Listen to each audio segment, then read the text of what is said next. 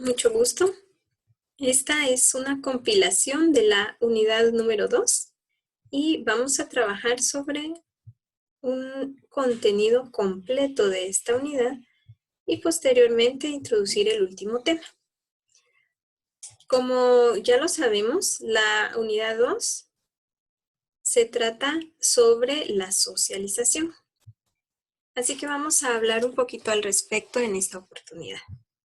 Tenemos primero que ya hemos hablado sobre estos aspectos como son personalidad y socialización.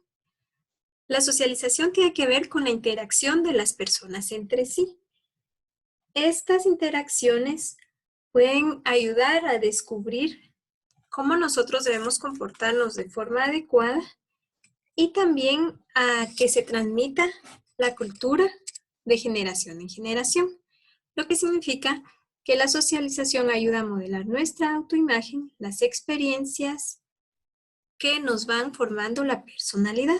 Entonces entramos a lo que es ahora el significado de la personalidad. Tenemos que se trata de todos esos patrones, actitudes, necesidades, características y comportamiento que una persona tiene atendiendo a dos factores: los biológicos o herencia y la crianza o el ambiente. En este tipo de formación nos incluyen ciertos factores que se denominan agentes de socialización. Así tenemos la escuela, los pares, el trabajo, los medios de comunicación, la religión, el Estado y la familia. Pensemos entonces que se establece que la escuela es importante para la socialización porque ahí aprendemos las normas de nuestra sociedad. Los pares, es decir, los grupos de amigos, son importantes para que nosotros adquiramos conocimiento de cómo comportarnos en cierta edad. En el trabajo es donde se adquiere también mucho sobre responsabilidad, reglas que debemos cumplir dentro de la sociedad. Hay unos que trabajamos por necesidad y otros que trabajamos en lo que nosotros queremos trabajar. Los medios de comunicación también son importantes porque nos van estableciendo modelos que se siguen dentro de la sociedad. La religión, el Estado nos imponen algún tipo de normas que vamos nosotros desarrollando y que vamos a cumplir.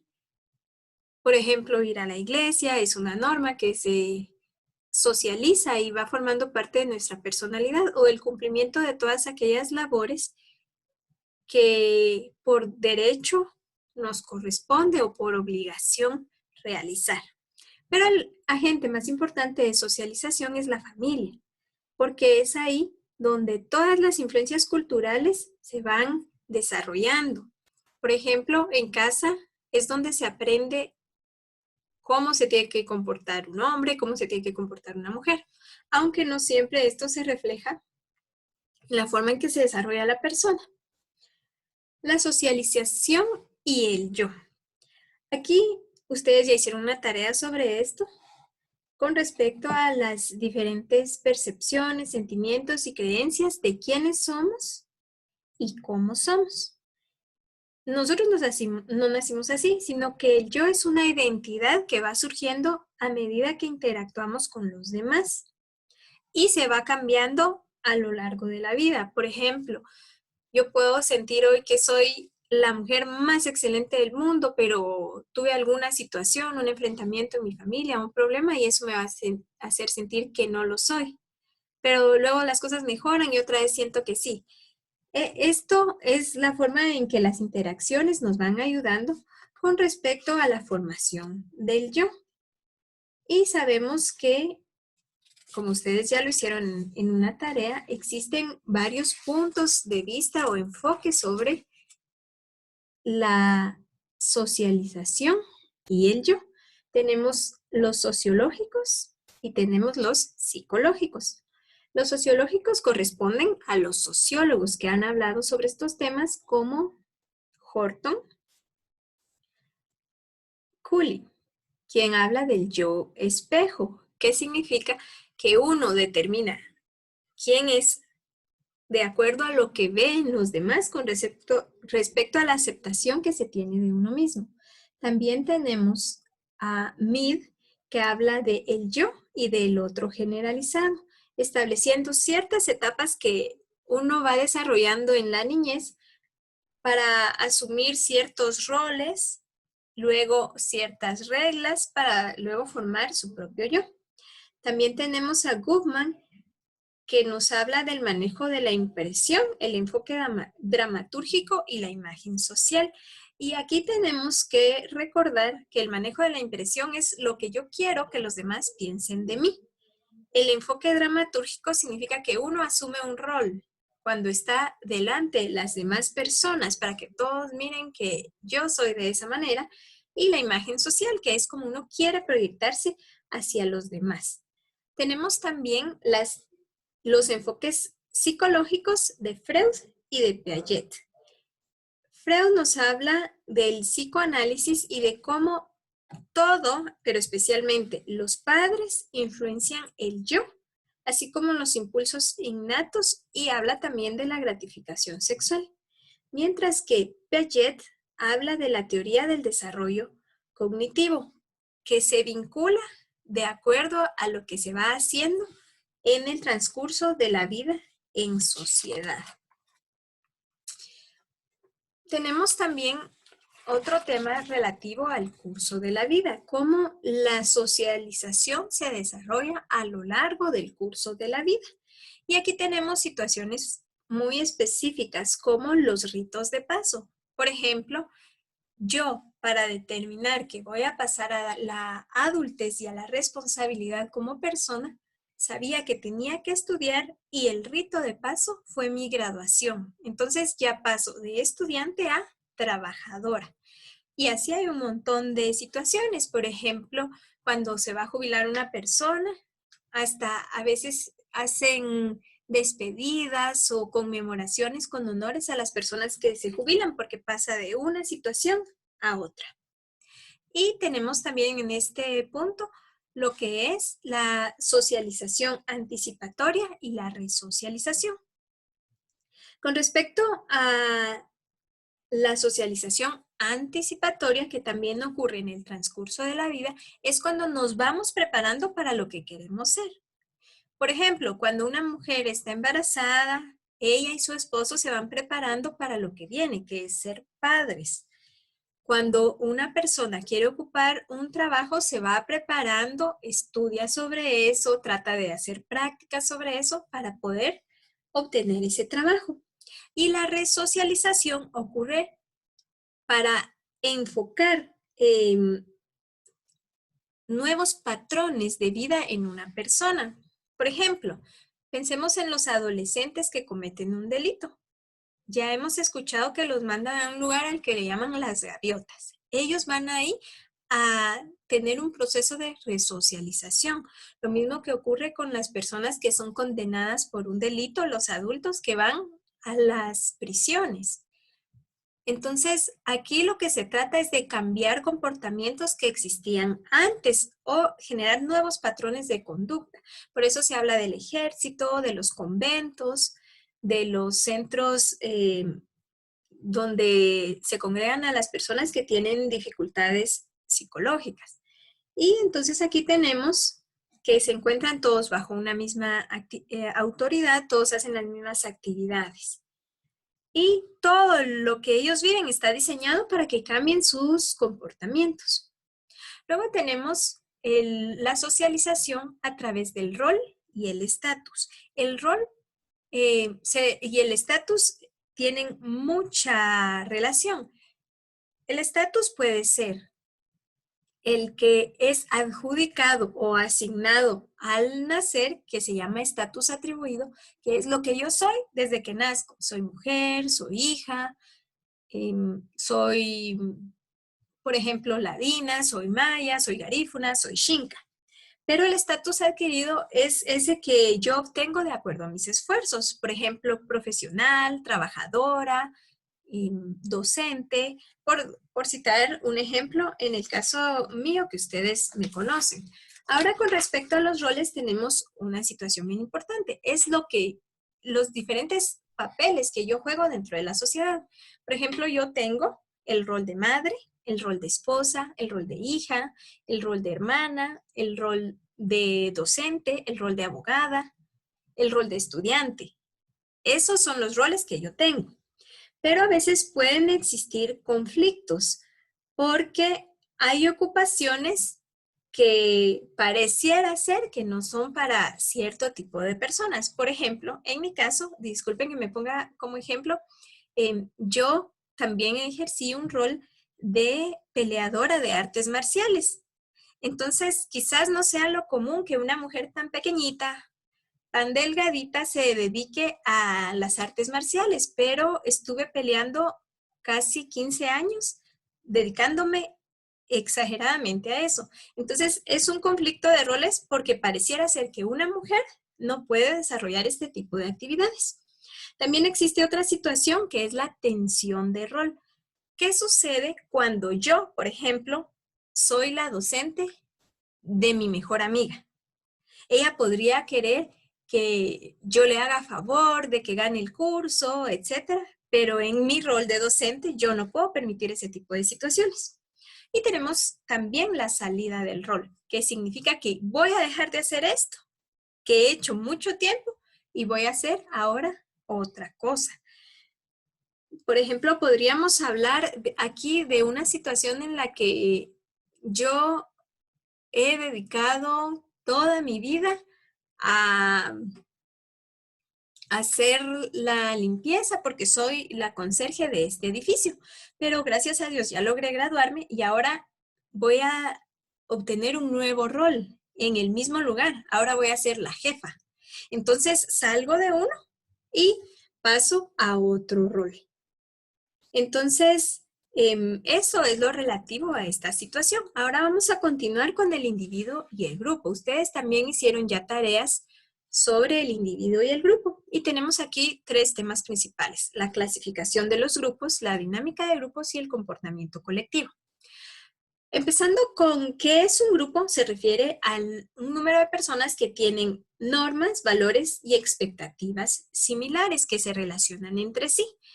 Y tenemos en la clasificación los grupos primarios que son muy unidos. Ya hablábamos de las familias, de los grupos de amigos, de las pandillas. Los grupos secundarios que son personas que se relacionan bastante, pero que en realidad lo hacen por alguna circunstancia, como todos los que trabajan en un mismo lugar o todos los estudiantes de su semestre. Luego tenemos los endogrupos y los exogrupos. Los endogrupos son personas que todos tienen circunstancias afines y entonces excluyen a los de los exogrupos. Por ejemplo, veamos algo con la música. El grupo de rock y el grupo de reggaetón. Para los del grupo de rock, ellos son mejores y excluyen el grupo de reggaetón. Para el reggaetón, ellos son mejores y excluyen el grupo de rock. Por citar un ejemplo que viene a ser algo más de imaginación. Luego tenemos grupos de referencia. ¿Qué es lo que yo quiero ser? Y por eso me voy a comportar como las personas de ese grupo. Por ejemplo, ustedes quieren ser psicólogos, entonces van a tratar de estudiarse a ustedes mismos para poder demostrar que pueden manejar, por ejemplo, su comportamiento. Porque algún día ustedes van a tratar de hacerlo con las demás personas o quizás tratar de ir a muchas conferencias o de vestirse como se visten los psicólogos que conocen, entre otros. Y tenemos por último las coaliciones, que estos son grupos momentáneos y solo para un objetivo común. Por ejemplo, que ahorita hiciéramos una colecta de víveres para personas que no tienen que comer por la emergencia del COVID-19. Entonces sería solo para eso y después ya no lo vamos a hacer. Pasamos al siguiente tema, la dinámica de grupos. Aquí tenemos algo bien importante porque tiene relación con el tamaño de los grupos. ¿Qué es un grupo pequeño? Puede ser de 2 personas, de 20 personas, pero recordemos que entre más personas, más difícil que todos se relacionen entre sí. Entonces, tenemos que los grupos tienen siempre un líder o más que van influyendo y dando a conocer qué es lo que piensan. Cuando hay muchas personas, casi todos aceptan la misma idea. Por ejemplo, hoy salgámonos a la mitad del periodo. Lo dice uno y otro dice, no, no nos salgamos. Entonces aquí el pensamiento se va a manejar de acuerdo al liderazgo que pueda haber. Lo importante aquí sería que todos digan, estamos todos de acuerdo para mantener esta unanimidad. Y tenemos también lo relativo al comportamiento colectivo, que es cómo actúan las personas de acuerdo a las reuniones que puedan darse. Tenemos la multitud, son personas que están reunidas por algo de interés, por ejemplo, una reunión de un equipo.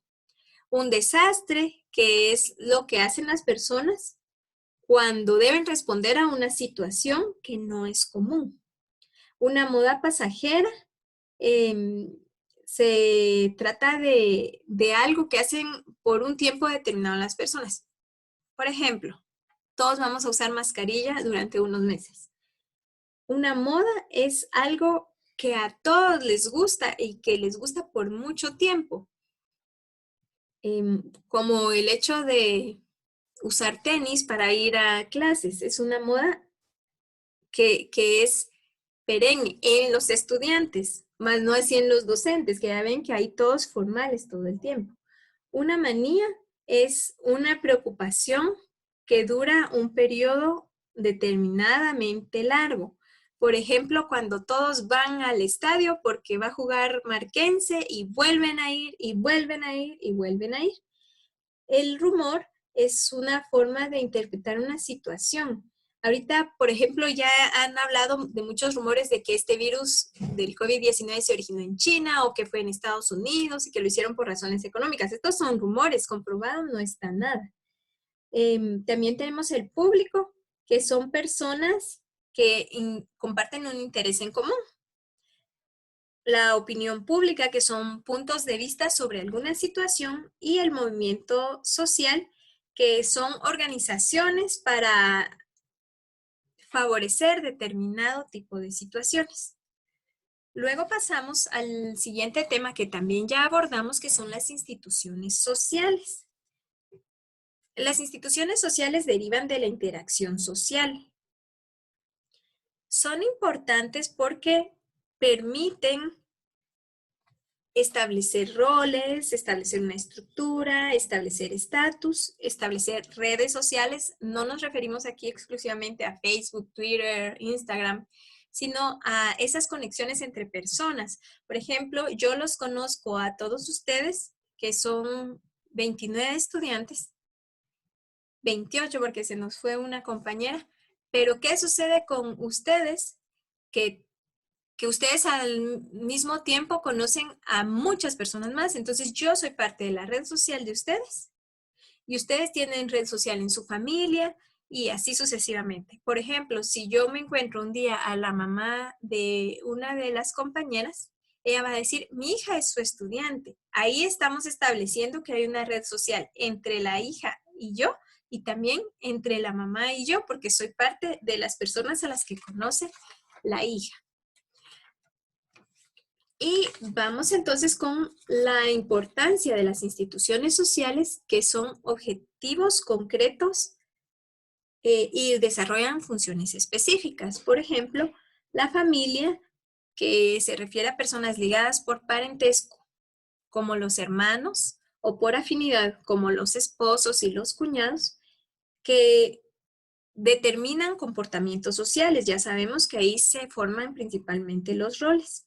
Tenemos a la religión, que establece normas de la vida familiar, de la vida personal, de la vida social.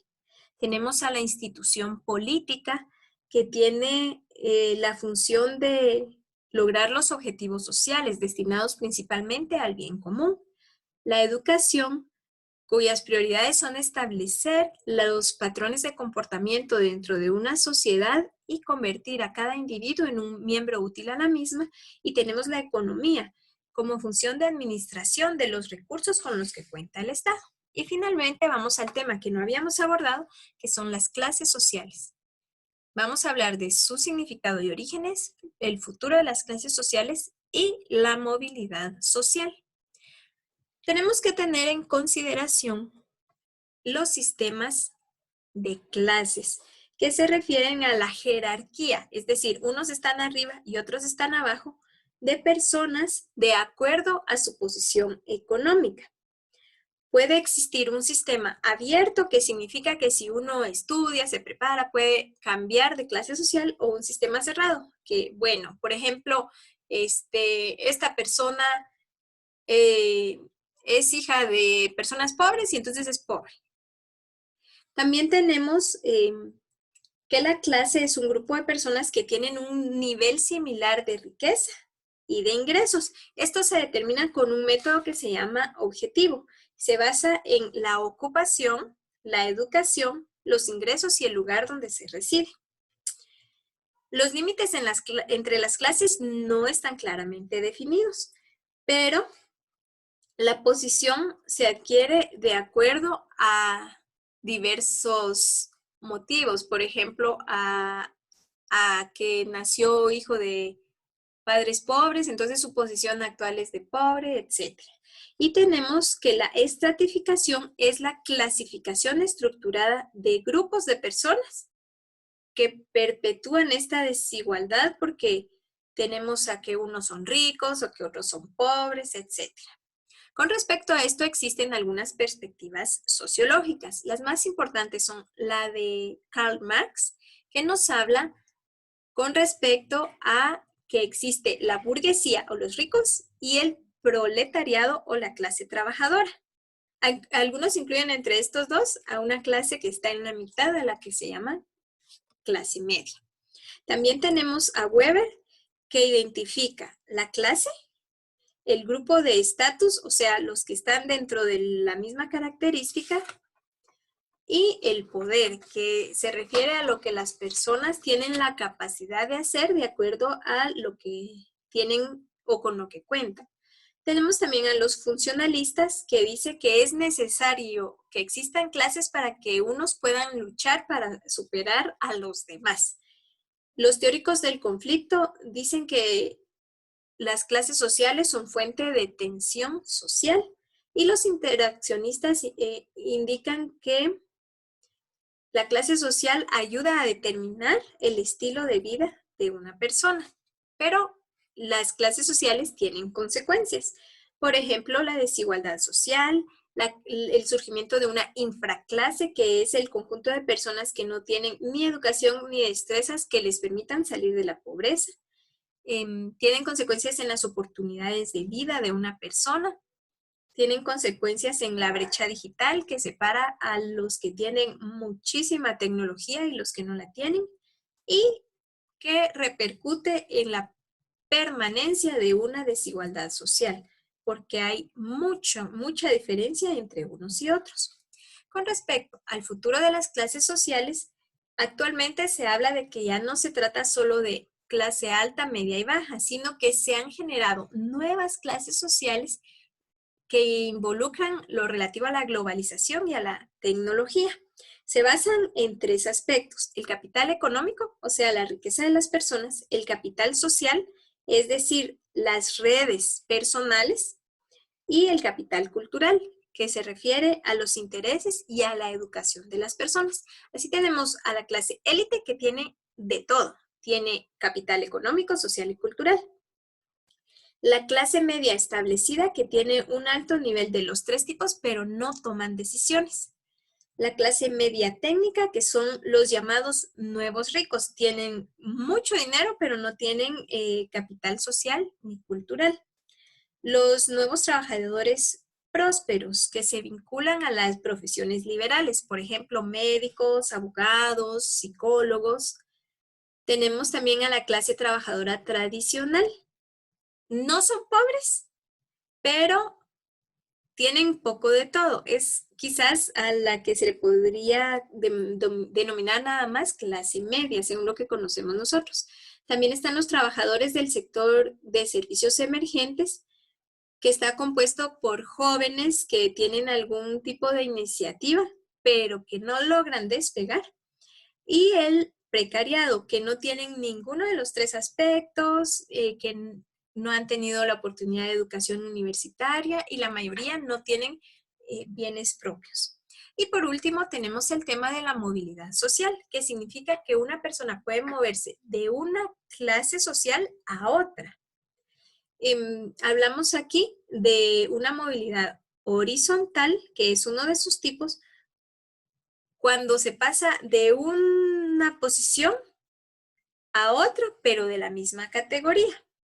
Por ejemplo, ahorita es dueño de casas y luego se convierte en dueño de un negocio y se mantiene en la misma categoría.